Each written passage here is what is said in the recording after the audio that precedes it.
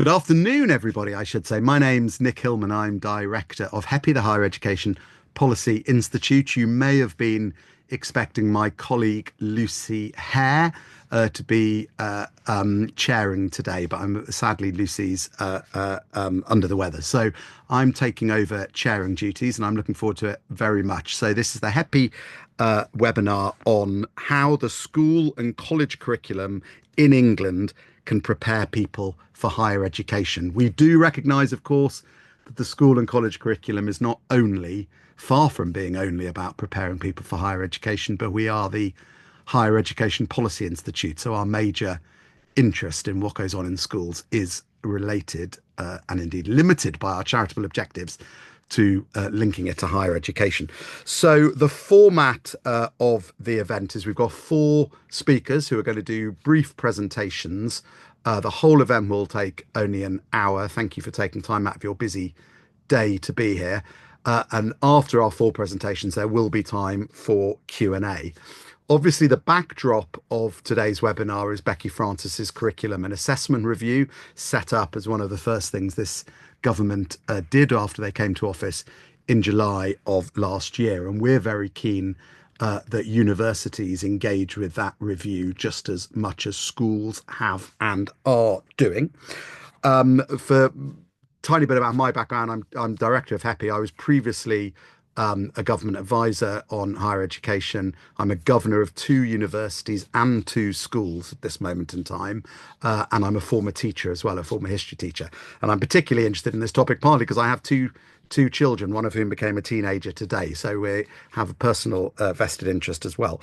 So we're going to have four opening presentations. The first by my colleague, Josh Freeman, who's HEPI's policy manager. And Josh recently published a report based on student polling of how well students, current undergraduates, feel the school and college curriculum prepared them for their current higher education studies. And then after Josh, we will go straight to Leora Cruddas CBE, who's CEO of the Confederation of School Trusts and is, I know, a big name in the schools world, but she's also a visiting professor at the UCL Institute of Education. And then we will hear from Professor Jackie Potter, who's Dean of Academic Innovation at the University of Chester. And the University of Chester kindly sponsored our recent report by Josh on how well the school and college curriculum is currently preparing people for higher education. And then last but not least, we'll hear from Professor Peter Mandler, who's Professor of Modern Cultural History at the University of Cambridge and author of what I regard as the best book on post-war schooling, which I hope you can see. Do buy a copy and read it if you haven't done so already. It's a superb book. Just a couple of housekeeping things. The whole session's on the record. We are recording it. If you'd like to ask a question, we will ask you to put the question yourself to the four panelists. We'll turn on your microphone for you. You don't have to do that, but it's fantastic if you can, because it makes it all participatory. We will go to the questions in the order in which they are upvoted. So if you particularly want to see a particular question get answered, please upvote it. And with no further ado, I'm going to turn straight over now to Josh Freeman. Josh. Fantastic. Thank you, Nick. Let me share my slides. And so do shout, Nick, if there's any issues with that. Otherwise, I will It's all looking good. All looking good. Great. Excellent. Thanks very much. Hello, everyone. Josh Freeman, Policy Manager at HEPI. Thank you very much, Nick, for that introduction. I'm going to give a short, sort of 5 to 7 minute whistle-stop tour of the report that we put out about 3 weeks ago now on the school and college curriculum and how well it prepares students for higher education. As Nick mentioned, this is very much motivated by the Francis Review, which we're due to hear about from in an interim report this spring, and then a full report later in the year and towards the summer and the autumn. Now, the main source for this review is there's obviously an enormous wealth of evidence available, but we wanted to make our own sort of evidential contribution. So our main sort of evidence base was a survey of just over 1,100 full-time undergraduate students. I should say that insofar as they're undergraduate students, they're obviously the ones that made it to higher education. There'll be lots of students obviously who didn't, and so the survey isn't representative of everyone who experiences the curriculum, but it does give us a sense of those who got into higher education, who were interested in higher education, they thought of how well the curriculum prepared them. And we also drew on some other data. So, for example, from our the annual academic experience survey that we run with Advanced HE and the applicant index that United Students produces. So let's dive straight into it. The key question for us is how well prepared do students feel for higher education from their experience of the curriculum? Broadly speaking, students tell us they feel pretty well prepared.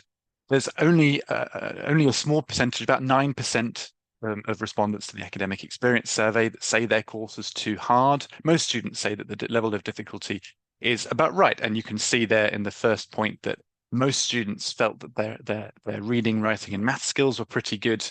They enjoyed the curriculum.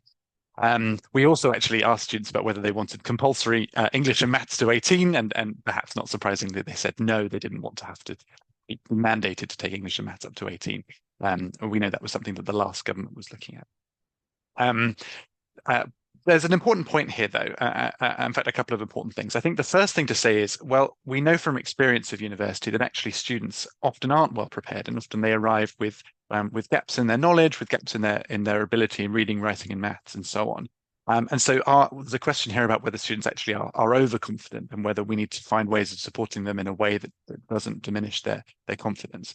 But also, if you'll see that second statement there, a significant number of students, well over a third of students, feeling that they didn't leave school or college ready for life and ready for work. Now, and this is a theme that comes up very often in our survey, that students may feel academically well prepared, but they don't feel prepared in terms of their sort of life skills, the confidence for careers, for example. Now, a significant aspect of the review is this focus on a broader curriculum. It's one of the points, the priorities in the terms of reference of the Francis Review, that they're looking at a broader curriculum. So we wanted to know whether students were interested in studying more subjects and what the appetite for that would be, particularly at the sort of 16 to 18 age, so A-levels, BTECs. That's those sorts of T-levels, those sorts of qualifications. And we will note that there is, at the moment, a sort of cliff edge in the number of subjects students take. So at GCSE level, they might do a very large number, 8, 9, 10 more. And then that drops down significantly to an average of only 3 subjects, or even less for some students at 16. So we have that cliff edge that's got worse since AS levels were decoupled from A levels. We wanted to know whether students wanted to study more subjects. And I think somewhat surprisingly, actually, that most students say they like the number of subjects they study at the moment. I think there's possibly a somewhat of a bias towards the status quo, towards the curriculum that students themselves experience. But we see there, particularly with the second statement, how many subjects should they study to give them greater fulfillment and satisfaction? We see a very large number of students wanting to study more subjects, wanting to study 4 or 5 subjects. And so I think that this is sort of broad evidence that suggests that students would be positive about a greater number of subjects. And possibly as well, and you'll see this in the report, there's a discussion about creative subjects. They're not included in the English baccalaureate that most students study at GCSE level. There's a question there about whether they should, or whether creative subjects should be reprioritized. I mentioned that skills was a major theme of the survey. We asked students what skills they wanted to see more of in the curriculum and less of in the curriculum. It's on the left-hand side there.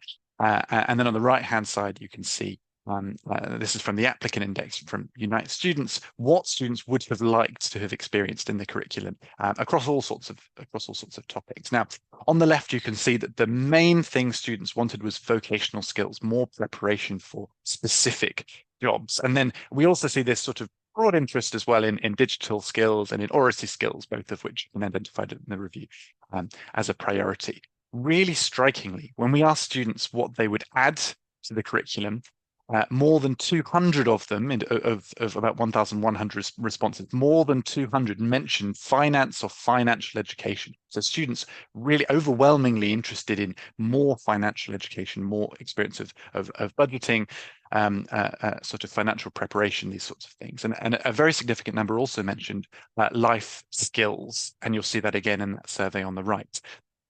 Many students half interested in more opportunities to learn life skills. Now, obviously, what life skills means may well mean different things to different students. And I think narrowing that down will be an important priority for the review.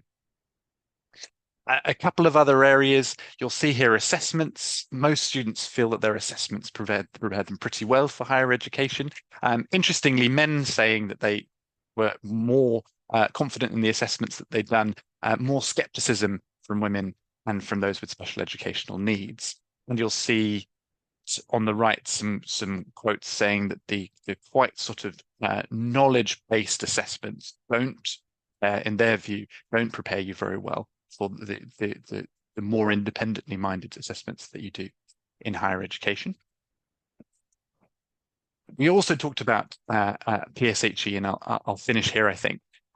So the personal, social, health, and economic education curriculum, we asked students what was helpful and what they wanted to know more about. Consistently, and you can see this on the left-hand side there, consistent with the rest of the survey, students wanted more information about financial choices, about budgeting. They also were quite enthusiastic about more education around careers, pathways, and also on sort of mental, emotional, and physical health. And you can see finally there on the right-hand side, more of an interest, sort of a growing satisfaction with the sex and relationships education that students have received. And in 2020, there was introduced a requirement that students now provide some relationships education. It looks like that's made a really positive difference. So there's been a significant increase since we asked this survey last in 2021 in the proportion saying that they felt well prepared for sex and relationships. In 2024, in this survey, a substantive increase. Lots more I could say on all aspects of the report, but I'll leave it there. Thank you very much, Josh. And I have put a link to Josh's report in the chat. So if anyone wants to see more of the results, including the ones Josh didn't have time to get to, do have a look at the full report now or later. With no further ado, I'm going to turn to Leora. Leora, over to you. Thanks, Nick. And Josh, thanks for your absolutely fascinating report. I think the speaker briefing for this event asked us to address two slightly different questions. Firstly, how the school and college curriculum in England can prepare young people for higher education. And secondly, how well the school curriculum prepares young people for life afterwards. So I'll try to address both of these, but I also want to offer a gentle challenge to the way that the questions are phrased. So first, I'd like to pose a question. What is the theory of curriculum and indeed the theory of knowledge underpinning this conversation?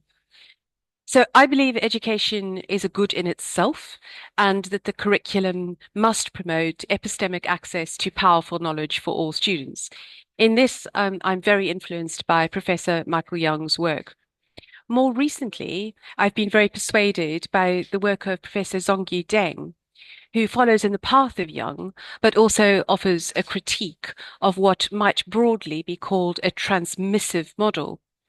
So Professor Deng is a member of the Curriculum and Assessment Review. So Deng cites Sen and Nussbaum, according to whom the central aim of education is human development and flourishing through the expansion of human capabilities. In other words, the formation of human agency, human powers, and human capacity, the formation of the individual. If we accept this, the formation calls for the cultivation of human powers, which include not least self-determination, imagination, critically reflected action, and a sophisticated and informed understanding of the world. The set of powers can be extended to include many of the so-called 21st century skills or 21st century competences, such as communication, problem solving, critical thinking, creativity, learning to learn, and intercultural capability. In other words, the curriculum should be concerned with not only the present question of what students should know, but also a future question of what and who they should become.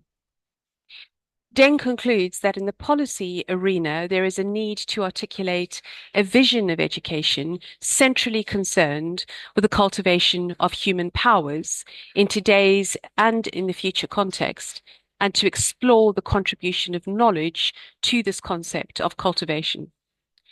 So he poses three questions, which for me are uniquely powerful in the context of the curriculum and assessment review.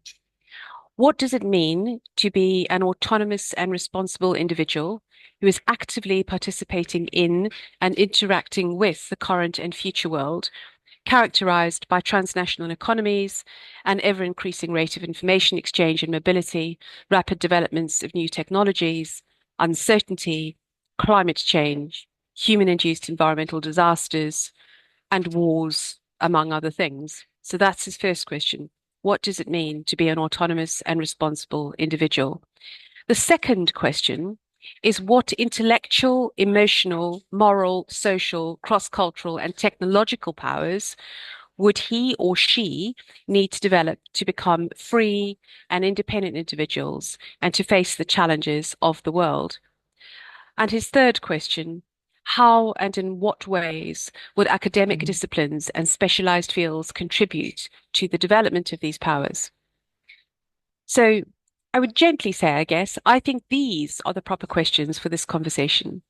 The curriculum should prepare students for life after school. And this includes transitional pathway into higher education or indeed other forms of education.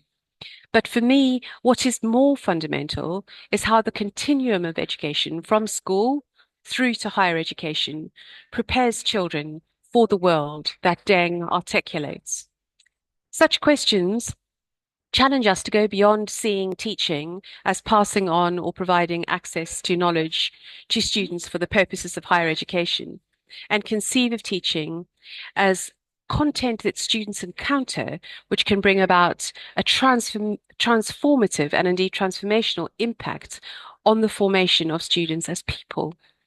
In this conceptualization, specialized and disciplinary knowledge is drawn on not for the purposes of knowledge transmission or the pathway into higher education, but for the goal of developing human powers.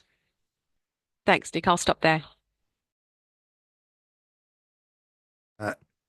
Thank you, Leora. I think that sets us up very nicely for someone whose job title is Dean of Academic Innovation in a university. So I'm going to go straight over to Jackie Potter, Professor Jackie Potter from the University of Chester. Thank you so much, Nick, and thank you for the opportunity from HEPI to have sponsored this report and to have had an early viewing of it. It's been a fascinating and really delightful read.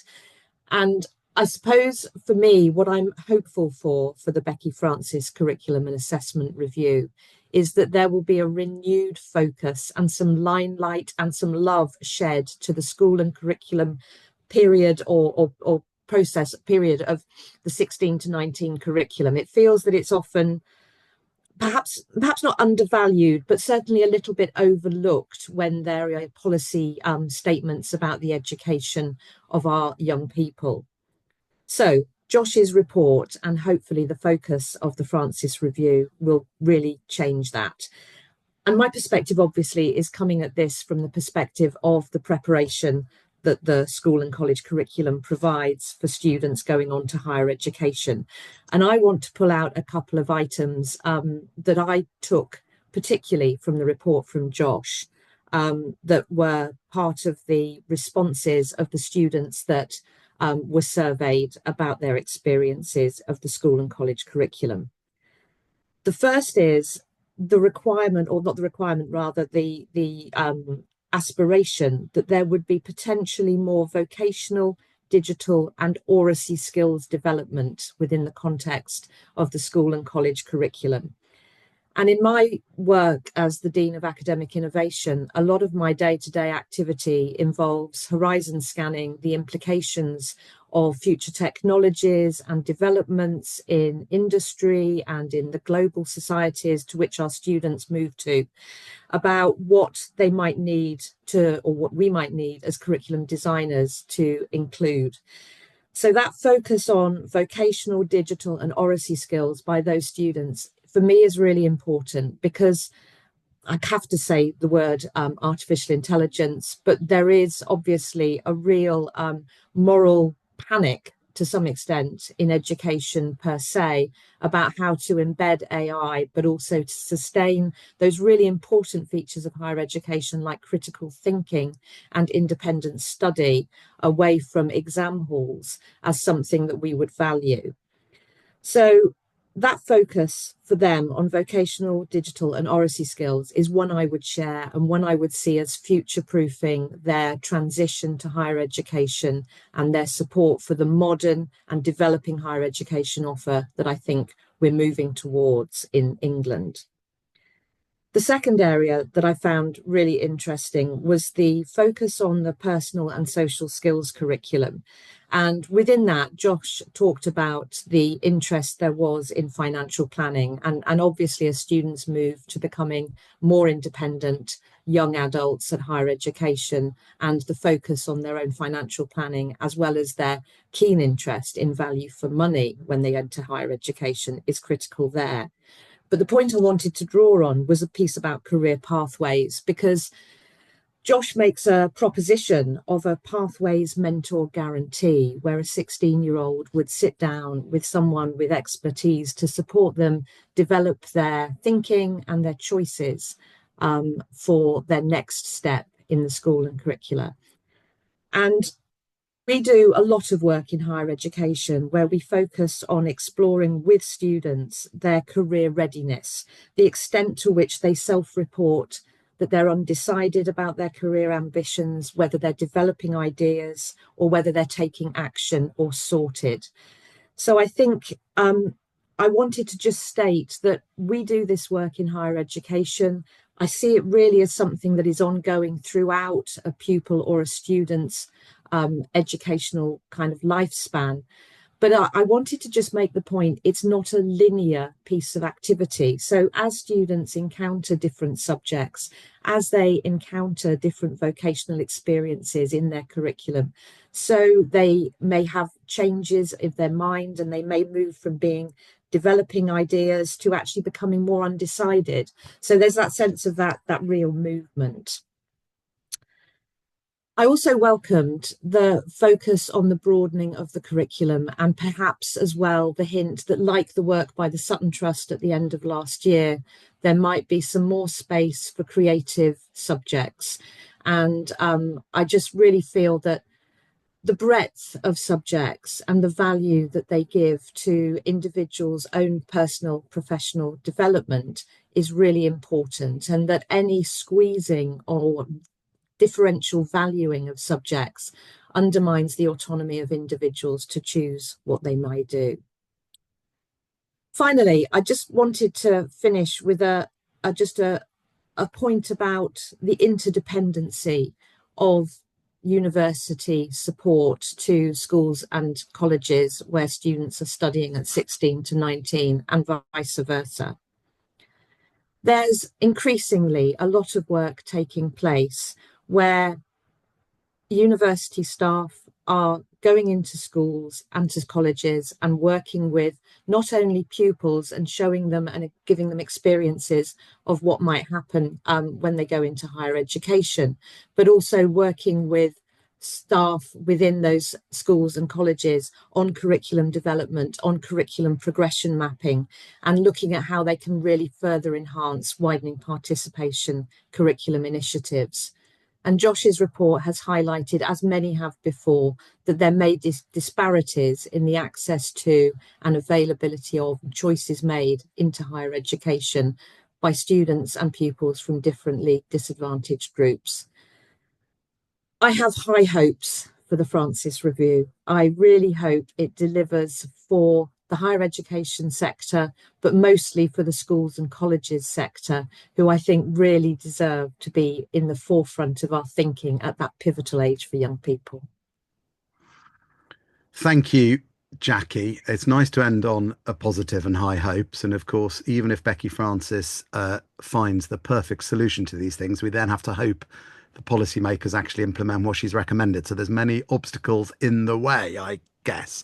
But let's go to the final of our opening remarks. Professor Peter Mandler, whose books I read as an undergraduate 35 years ago on the Whigs, and who's, as I said, written a fantastic book on the history of post-war schooling, but also is the author of HEPI's next report that comes out at midnight tonight. So some of what he says, strictly speaking, is embargoed until 1 minute past midnight.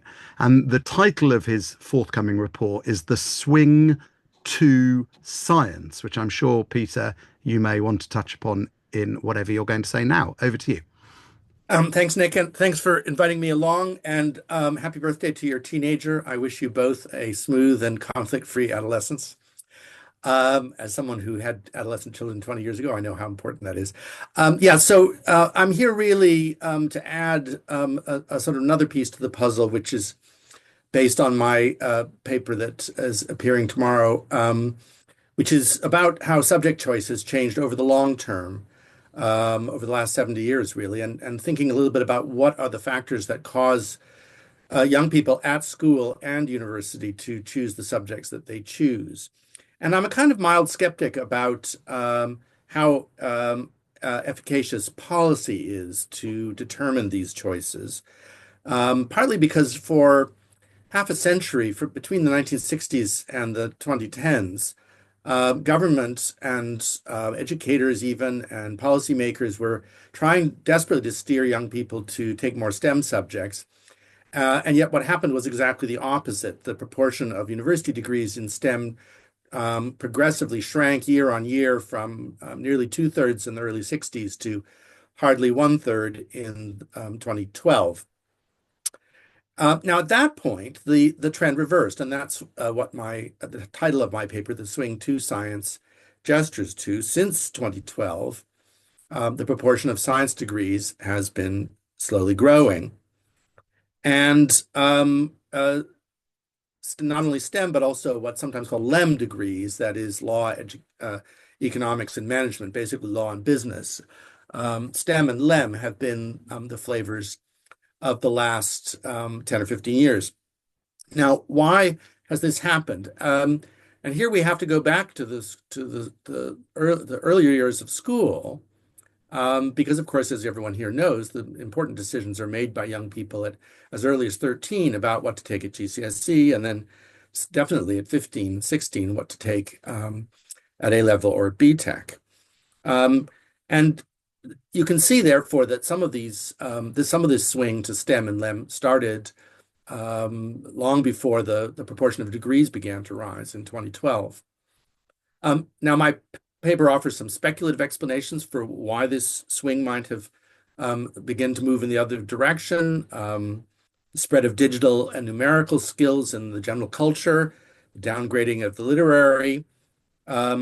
The new economic environment, obviously, that since 2008, young people feel much more precarious about their prospects in the labor market, and that might have made them more prone to choose subjects which they think will help them there, and the higher rates of tuition, university tuition after 2012, with a similar effect.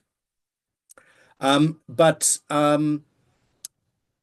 think there are other factors as well, and because some of these trends start well before 2008, 2012, they start in the early 2000s, we have to look at some longer term impulses. And one of those that I emphasize in paper is the demographic. Actually, gender hasn't made much difference. I mean, of course, more women are entering higher education. And although more women are studying STEM subjects at A level, the balance has hardly shifted at university level. So gender has not contributed as much as you might think, but ethnicity has. And one of the big shifts of the last 15, 20 years has been the growth of the proportion of A-level candidates who are not non-white, especially Asian. 15%, 25% of the A-level cohort is now non-white, 15% Asian. And Asian candidates for A-level do disproportionately prefer STEM and LEM subjects, especially chemistry, biology, and economics. And that actually accounts for a lot of what's happened. So these are powerful social forces. I haven't even mentioned the social forces which I think motored the swing away from science in the preceding 50 years, but that's maybe an issue now only of interest to historians. But these are very powerful social forces which are not so easy for policymakers to impact. And I'll just briefly, in the last few minutes, suggest a few unintended consequences of trying too hard to steer students in an unproductive way. First of all, if you tell students, oh, take this subject, it'll do you better in the future, not just preparation for life, but give you a better job and a higher income, I think this raises very largely unreasonable expectations in young people who look at the raw data and think that it applies to them, which it doesn't, or even if the data has controls applied to it to account for prior attainment. It's not necessarily controlling for what's distinctive about any individual. So those kind of future predictions about income can be very misleading and lead to a great deal of disappointment. They also may have the tendency, if you did manage to herd people into, say, STEM subjects, it might have the tendency to overstock the market and actually reduce the returns. So it would be counterproductive to do that. I think it deters young people from doing the subjects that they like most and do best at. And there's a lot of data suggesting that if you let students choose the subjects that they like best and do best at, they will do better in general in life, in happiness, but also actually in more utilitarian ways. I think it distracts young people from the purposes of education. And actually, both Leora's comments and Josh's survey, I think, speak very well to this. Education isn't really a preparation for a specific job in the future. Even if we knew what the jobs were, which we don't, 85% of graduate jobs are now advertised without a specific degree subject in mind. What employers are looking for are flexible, self-starting, creative, expressive young people. And although I think these things can be cultivated by the kind of methods that Leora was discussing, they can also be cultivated by precisely letting students choose a subject that they really like and are good at and getting very deep into it. And that develops confidence and cognitive skills.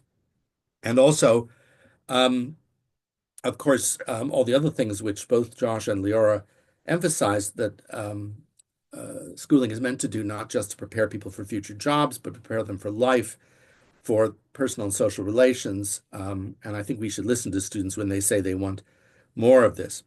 And the very last point I'd make is that if we want more powerful levers to actually tell young people what to do, I mean, I'm recommending we not, but if we do, we would have to sacrifice, I think, one of the most valuable aspects of the British educational system, which is its long-standing liberal commitment to devolving these decisions as far down as possible, and as far as possible also leaving them up to young people, their parents and teachers to work out on the ground.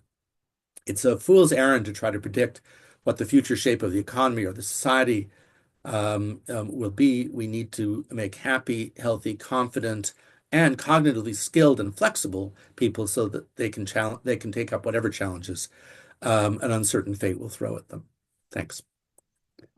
Well, thank you, Peter. That was a fantastic set of opening remarks, I think. There's lots of questions I want to ask, but I'm going to resist the temptation because I want as much audience participation as possible. And we've got a lot of questions coming in. It's much easier if you can put questions in the Q&A if possible. There are some questions in the webinar chat as well, but monitoring both is quite tricky. So if you can keep them to the Q&A, that's brilliant. But I will try to come to the languages point that is in the webinar chat as well. But to begin with, I'm going to go through the questions in the order that they're being upvoted in the Q&A, and I'm going to take a number of questions together. So do try and keep a record, presenters, so that we can get through as many as possible. The first one is from an anonymous person, so I'm going to read it out, and I think it's mainly aimed at Josh. And this is really a question: can you expand on the differences in responses from different demographics, particularly FSM, free school meals? So Josh, we might come to you. Were there differences in the results by particularly poverty and free school meal entitlement? Then I'm going to go to Dennis Sherwood, who's an expert on assessments in particular, and I think wants to focus on the assessment bit of this piece. Dennis, can you pose one of your two questions at least to the presenters? Hopefully your microphone is now on. Yes. We can hear you. We can hear you. Yeah. Okay. Well, thank you. Thank you, all the presenters. Thank you, Nick. The review is about the curriculum and assessment, and I recognise obviously the importance of the curriculum in everything you've said, but can I just focus on assessment, because assessment is the bridge from school into university. That's how it's done. People are judged on their grades.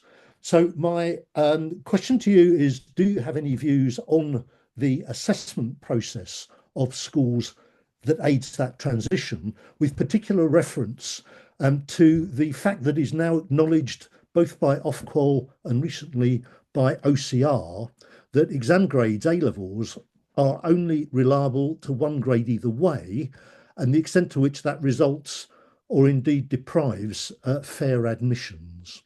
Thank you. Thank you, Dennis. Mary Kernock Cook has the next most popular answer, upvoted by lots of people. Mary.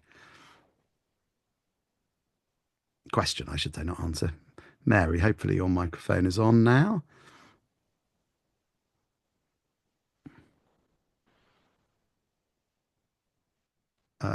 We can't hear you. Yeah, Mary. If there's a challenge, I will read your question out. We'll give you one more go. So Mary's question, there may be a tech problem. Mary's question is: curriculum is everything that is taught or learned, but not necessarily assessed. Do members of the panel think that the skills curriculum broadly should be assessed, embedded, mandated, or what should they suggest to ensure skills get enough attention? And I'm going to take one more question, and then I need to go back to the panel. Eddie Playfair. Eddie, hopefully your microphone's on. Do say who you are and where you're from. Hello, yes, can you hear me? We can. Yes, Eddie Playfair from the Association of Colleges. Yes, my question was about what we mean by broadening. I mean, I think we all agree the 16 to 18 curriculum in England is very narrow, and I think that means it doesn't prepare young people as well as it could for citizenship and their future learning. So I suppose the question to the panelists is it possible to envisage new broadening subjects like the ones we used to have, which could develop students' wider kind of cultural, economic, and political literacy, rather than just saying broadening means, you know, choose another subject from the same menu that's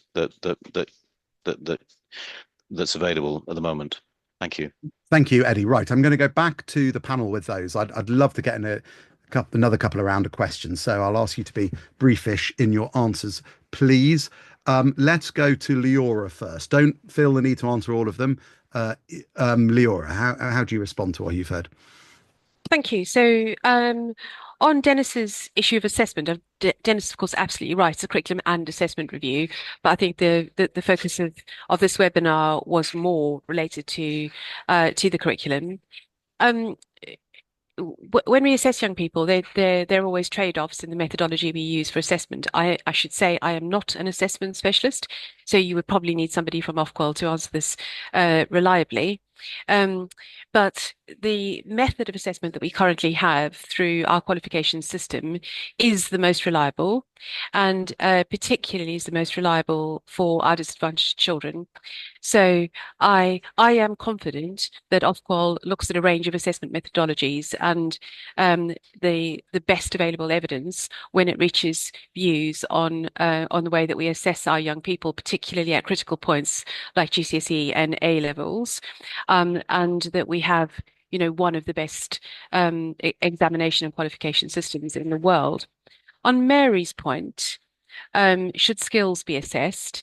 So I really did want to come back on this because I think that there's a really unhelpful, in the public discourse, a really unhelpful separation of knowledge and skills. And to be clear, knowledge is the pathway to skills. There's not some set of skills that can be taught or indeed assessed outside of knowledge domains, outside of disciplinary subjects. So no, skills should not be assessed outside of those knowledge domains. When we assess those knowledge domains, we are also making an assessment of not only what we think young people should know, but also how they should know. Is that all right, Nick? Fantastic. That's superb. Thank you. I'm going to go next to Jackie. Jackie. Thanks, Nick. On those same two questions, I think Dennis's point is right, and the question about reliability. But for me, there's also the question of validity of assessment. And Leonora has touched on this too, this idea that skills really do need to be embedded as part of the assessment regime. Excuse me. Sorry, I just had a technical fail there and something popped up on my screen unexpectedly. So that for me is critical, that we don't only look at reliability, but we look very much at validity, and we look at that very much in the round in terms of competencies. And just to pick up on something that wasn't mentioned but is in the Q&A, which was about this idea of a lot of higher education is preparing people for workplaces that we do know about, and particularly the healthcare professions were noted, and they have very much a competency-based integrated approach to skills and knowledge, which I think we could very usefully spread more broadly across other subjects. Thank you, Jackie. Josh, there was a very particular question about free school meal kits and your results. Yes, thank you. And I'll touch on that, and I'll touch on as well the question about broadening subjects very briefly. Yes, there were differences by demographics, and the data is all available online, and so you can go and have a look at that. There are some very interesting differences. I think we were possibly surprised actually that there weren't more differences between the perceived preparedness from those who had free school meals at some stage or those that didn't. But some differences there were, for example, those who had free school meals at some stage found the PSHE curriculum more valuable. And there was somewhat more appetite from that group for compulsory English and maths to 18, although a majority was still opposed to it. In terms of other demographic differences that were interesting, I think that the responses from those who had special educational needs were particularly interesting. They were particularly critical of the assessment system. So they were less satisfied with the assessments. They felt that communicated their abilities less well than students that didn't have special educational needs. But also they were more critical of the number and the volume of assessments. They felt that there were generally too many assessments, and they would be better off with fewer. But as I say, all of that information is online, and you're very welcome to have a look at that and share with us anything interesting that you find that we missed. In terms of Eddie's question about sort of broadening subjects, we were very interested. One finding that was very surprising to us was that we asked students whether they wanted to study PSHE up to 18, and they said actually a majority said yes, they would have liked to have studied PSHE up to 18. We didn't realize there would be that level of enthusiasm, so that was particularly interesting. But I think that is reflective in what we saw throughout the survey, which is that academically students at least feel well prepared. Whether that's true, sort of generally speaking, is another question. But they feel well prepared. But what they feel less prepared on is exactly those what you mentioned, those sorts of life skills. there's sorts of financial education, your sorts of speaking, digital, all of these other sorts of things that we tell them are going to be really important when they get to their careers, but we spend less time on them than what appears in their assessment. So I do think that there's the scope for that. How you build that in a way that is balanced in line with the other subjects that they have to take, which they are assessed on and which count towards their higher education, what they're admitted to higher education about is an important consideration. But yes, I think there's possibly some scope there. Thank you, Josh. And do Josh is very prolific. Do have a look at his AI report as well. Anyone that's interested in assessment, how students are using AI, because there's lots of challenges there for assessments. We might put a link to that in the chat as well. Peter. Yeah, I also want to address the narrowness question, which both Mary and Eddie raised. I mean, I'm on one end of the spectrum in that I'm actually an advocate of early specialization. That's everyone says they're against it, but that the system has not changed in 100 years. And one reason I'm for it is that there's a lot of evidence that it improves general cognitive performance if you can get deeply into some subjects, especially if they're ones that you've chosen because you like them and you're good at. If you look at the American system, which I grew up in, there's very weak cognitive gain towards the end of school, and the first 2 years of university is often really very poor, precisely because of the lack of specialization. Now, this doesn't mean I'm in favor of only doing 3 subjects in the last 2 years of schooling. I was a big supporter of Curriculum 2000, which offered kids the chance to do 4 or 5 subjects at least in year 12. And then also one of the things I liked about the last government's ill-fated Advanced British Standard consultation is it broached the possibility of formalizing a system where you have a lot of choice of how much specialization. I mean, obviously, depending on where you live, you have more or less choice about specialization. In Cambridgeshire, where I live, my kids could choose between an IB course or an A-level course or BTEC courses, but the ABS consultation suggested a national system where you have that degree of choice. That has a lot to be said for it. And I also think that, the sort of enrichment subjects, which, many sixth form colleges do somewhat dutifully, often because they're not assessed and they don't count towards the accountability measures, I think those ought to be enhanced and maybe not assessed because that takes some things away from them. But you've got to find some way to have kids and their teachers take them more seriously. I won't tell you a long story because I know Nick wants to get on to the next round of questions.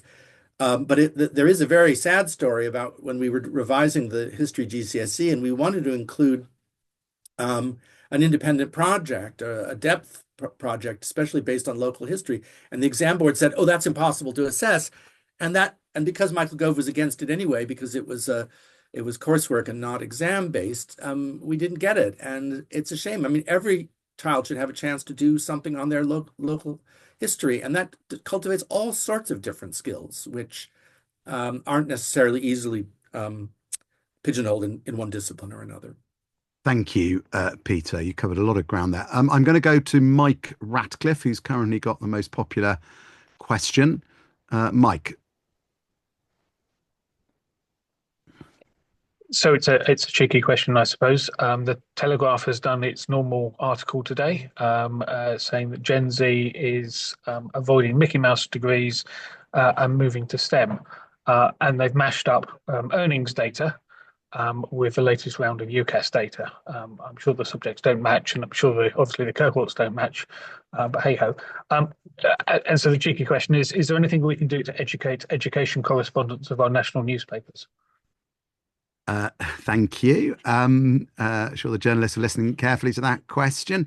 The next most popular question is an upvoted one. What role should critical thinking and research skills play in secondary education to ease the transition to higher education? Critical thinking and research skills. I want to take one that's lower down because there's been a lot of conversation in the chat about it.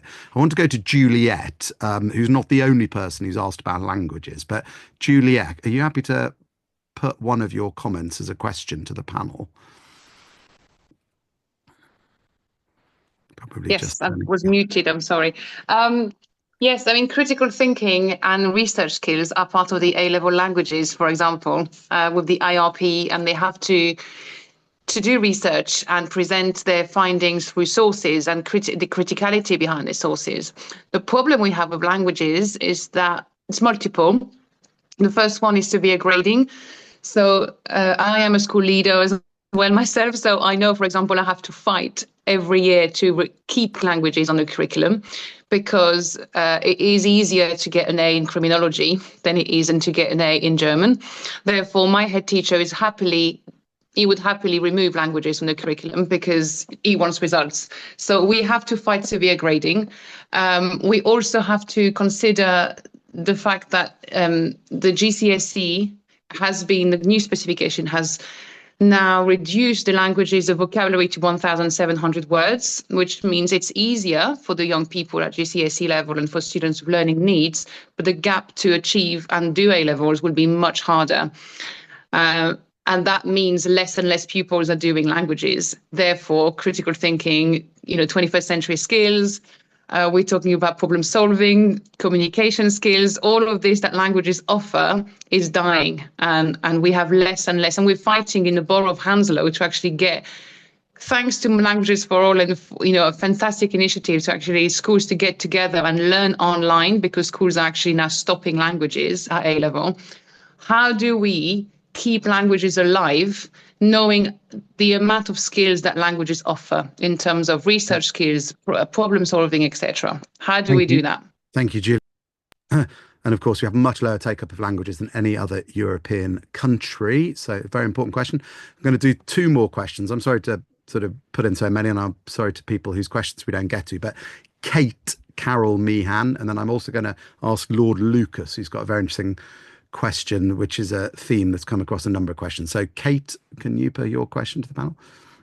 Yeah, it was just really about diversity of assessment methods, and I take Leora's point about the statistical merit of our current system. We can measure it all and say it's a great thing, but working in higher education, one thing that students lack when they come to university is that bit of creativity, and they need to be able to think independently. And that's something we do in university over a period of 3 years. But as an early years teacher from way back when, I'd really like to see some more rigorous ways of assessing students that allows them to be creative, to solve problems. And I think that's the big thing that's missing. So I'm just, would be interested in some discussion about that from various people. Thank you. And although it's not the most currently top of the list, I do want to go to Lord Lucas's question, because it raises an issue that's in a number of the comments and the questions. So I'm just going to go to Lord Lucas before we go back to the panel, and they're only going to have a minute and a half each to say what they want to say and wind up. But Lord Lucas, Rafe Lucas. Thank you very much. We had a Science and Technology Committee meeting yesterday on the subject of maths education, and the overwhelming weight of evidence was we're teaching kids the wrong maths, because by teaching them maths, they need to do a maths course at university rather than the maths they would all much rather learn and do better with if they could use it for life, let alone the sort of maths you'd need to do biology or engineering at university, which will be heavily computationally based, computer combinations based, and not relying on hand calculation anymore. So I really hope universities will engage with curriculum reform from the point of view of how do we make this a better education for school pupils, rather than how do we make life easier for ourselves. Thank you, Rafe, putting the onus on universities there. So I'm going to go back to the panel. I'm going to go Peter to you first. Yeah, just two things, three very quick points. I mean, one about the Daily Telegraph journalist.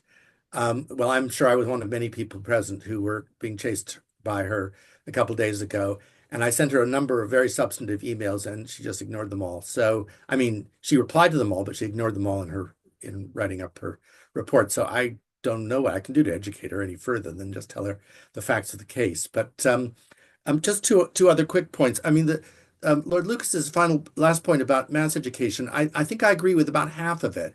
I mean, maths for life, it's not always clear what that is. I mean, one of the big fads in education over the last 15 years is we have to teach kids coding. And a lot of kids were taught coding who then never made any use of it whatsoever. And now we're told that AI has completely dispensed with the need to have coders. So that's a lot of kind of useless knowledge rattling around in people's heads. But I totally agree that what you need to do is teach maths in a flexible way, to a wide variety of future uses, not the everyday life uses, but actually the kind of uses that might arise in jobs or in further education. So completely agree that maths needs to be reconfigured, not for future math students, but for biology students and actually practically every one of us. I mean, one of the reasons why I like Curriculum 2000 is a lot of future history students took maths AS, and they were better historians as a result. Maybe I'll leave it there because you've got others to get to. Thank you, Peter. And look out for Peter's paper at 1 minute past midnight tonight. Leora. So rather than address each of the questions, I'm going to take this issue that's crept up, I think, a number of times in this webinar of so-called 21st century skills. And the first thing I'm going to say, somewhat controversially, there's no such thing as 21st century skills. These are just ubiquitous skills, aren't they? We've always needed problem solving, we've always needed critical thinking, we've always needed creativity. It's nothing to do with the 21st century. So we should be careful with loose language like that. And then I want to, I suppose, re-emphasize the point I made about knowledge being the path to skills. You cannot teach these things in a vacuum. I cannot think critically if I don't have something to think about. So there's a fundamental connection between knowledge and knowledge domains, and the pathway to these more sophisticated skills. The same is true with creativity.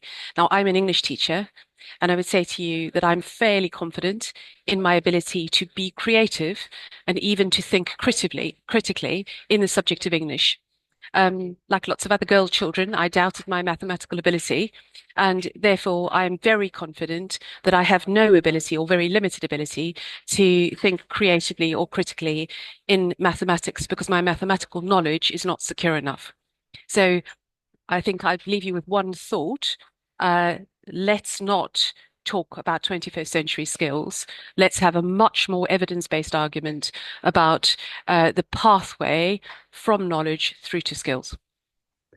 Thank you, Leora. Jackie. Yeah, I would just say critical thinking has always been on the agenda of need and is something that underpins every subject irrespective, and also supports people to be good citizens and to contribute to society as well as to the economic aspirations that they may have or the roles that they go into. In terms of diversity of assessment, I think we have a lot to do around assessment. I think AI has really opened up the conversation in higher education about the fitness for purpose of assessment.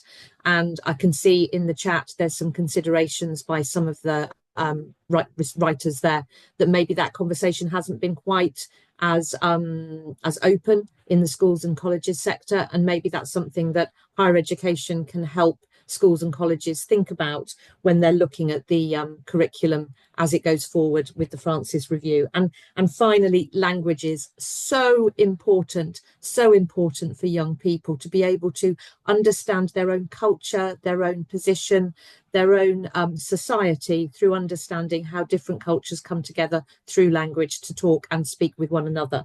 At the University of Chester, just as one final plug, I'm delighted to say that we now have electives across all of our first and second year years of study for students to choose to do elective language learning, which I hope we will see uptake for. Thank you. That's very good to hear, given what's happening to modern languages in both schools and universities, and ancient languages too, indeed. So, final word to Josh Freeman. Josh. Thanks, Nick. I'll try and take three, and I'll do it succinctly. On the assessments, a broader variety of assessment questions. I agree with what Leora said earlier. Assessments are the most robust method of assessment, particularly for the most disadvantaged. And I think AI has made us think about, can we have independently assessed coursework when it's possible to easily produce high quality work that can effectively answer those questions. I think instead what we've seen is an increase in the number of assessments throughout the school and the volume of the content in those assessments. And what's happened as a result of that is that other things that are not being directly assessed have been gradually deprioritized and further deprioritized. I think that, and I think the curriculum review has identified this as a priority, that we need to be somewhat stripping back those assessments, having somewhat fewer of them and somewhat less content within them, so that you can go into the depth in those subjects, but also so that you can prioritize other things that are not directly being assessed. That's the first thing. On the languages question, we did ask a question about this in the survey. We said, should students be required to take a language at GCSE? Students were very unhelpful in their response. So half said they liked the current situation where students are encouraged to do it, but it's not compulsory. A quarter said they'd like it to be compulsory, and a quarter said that they wouldn't even like it to be encouraged. So there's no consensus in terms of languages and what students want. Obviously, that's only one consideration. There should be others. On the final question, I thought this was really good on how universities can engage with curriculum reform. Well, we have Michelle Morgan on the call, who's pioneering pre-admissions questionnaires for universities, which are going to give us a load more data about the skills, experiences, situations of new undergraduates when they arrive in higher education. I think based on that data, we'll be able to implement greater levels of support and hopefully levels of curriculum reform as well. So I would suggest to universities listening, get involved in that. That's the starting point for how we can reform our curriculums. Well, thank you, Josh. I'm going to call a halt to proceedings here because I know, for example, we've got lots of people from the schools world on the call who probably have lunch duties or lessons to go and teach or other things, and indeed people in the university world who will also have commitments. We will make the recording available. Thank you to everybody for listening in. Thank you to our speakers. Thank you to my colleagues for organising the event. I know we could have gone on a lot longer. I'm not sure I can remember a HEPI webinar that has been quite as wide-ranging as this one. And we would like to continue the conversation going, for example, on the HEPI blog. Great opportunity to join up the schools and colleges and universities world. In future HEPI Output, we've got Peter's report out at midnight tonight. We've got another report out later in March on how boys are falling behind in the schools and university sectors, and what we might do to address the underachievement of boys and young men. So please do continue to engage with HEPI. Thank you for listening in, and we look forward to hearing more from all of you at our future events. Thank you and goodbye.